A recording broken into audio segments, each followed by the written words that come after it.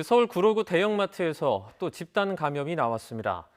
지난달 26일부터 지난 6일 사이에 방문객 4만여 명에게 검사 안내가 이루어졌는데 검사를 받은 사람은 1,000명 정도에 불과합니다. 이번에도 직원 휴게실이나 창고 등에서 감염이 확산한 것으로 추정됩니다. 김철희 기자입니다. 비가 오락가락하는 날씨에도 구로역 선별진료소 앞에 사람들이 줄지어 서 있습니다. 집에 아기 있어서 군함에서 오늘 코로나 검사 왔어요. 주변 대형마트에서 확진자가 나왔다는 소식에 구로 지역 선별진료소 검사 건수는 지난주보다 20% 가까이 늘어났습니다.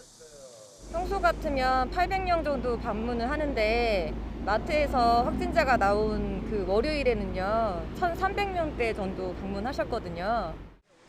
마트에서 확진자가 처음 나온 건 지난 6일. 지하 1층 식품관에서 근무하던 직원 1명이 확진 판정을 받았고 이후 같은 층 직원과 가족, 마트 이용객까지 모두 16명이 감염됐습니다. 서울시는 마트를 방문한 사람에게도 서둘러 검사를 받으라고 안내했습니다.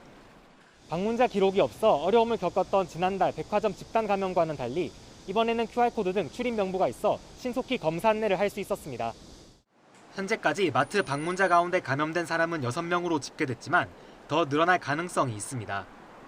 지난달 26일부터 지난 6일 사이 마트를 방문한 4만 2천여 명에게 검사 안내 문자를 발송했는데 현재 검사받은 사람은 1,000명 정도에 불과하기 때문입니다. 더욱이 감염이 퍼진 곳이 지하라 자연 환기가 어려웠고 식사 공간이 있는 분식집도 있었습니다.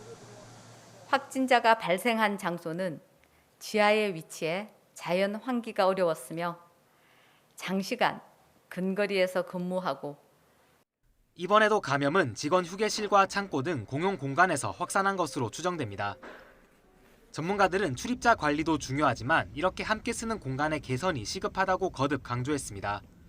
함께 모으는 공간을 여러 곳으로 분산하고 환기 설비를 설치해야 한다는 겁니다. 쓰는 인원을 좀 제한을 하는 게 좋아요. 그 말은 휴게실을 여러 개 만들어서 좀 분산을 시켜주시는 게 좋고. 또 감염 확산이 쉬운 음식점은 다른 쇼핑 공간과 완전히 분리할 필요가 있다고 지적했습니다. 마트에서 일하는 직원들에 대한 주기적인 선제 검사를 도입해야 한다는 목소리도 나옵니다. YTN 김철입니다.